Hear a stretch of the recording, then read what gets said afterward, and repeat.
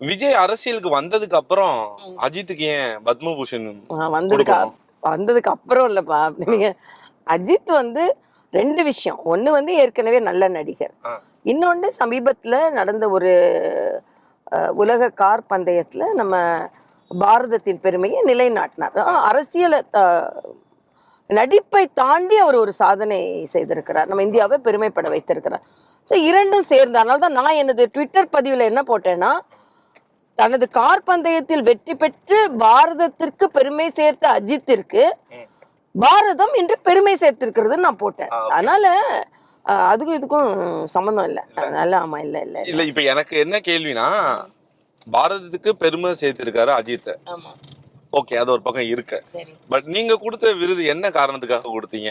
அந்த விருதோட தன்மையை பாத்தீங்கன்னா, ஒரு திறமையாளர்கள், பிரபலமானவர்கள், எந்தவித எதிர்மறை கருத்தும் இல்லாதவர்களும் கொடுக்கப்பட்டிருக்கு. அதுல அஜித் கொடுக்கப்பட்டிருக்கு. நீங்க ஒரு தயவு செய்து அஜித்துக்கு பெருமை சேர்க்க வேண்டுமே தவிர விஜய்க்கு சிறுமை சேர்க்கிறதுக்காக தான் நாங்க அவருக்கு பெருமை சேர்த்தோம்னு இதை சிறுமைப்படுத்தி விடாதீர்கள். தாழ்மையான கருத்து.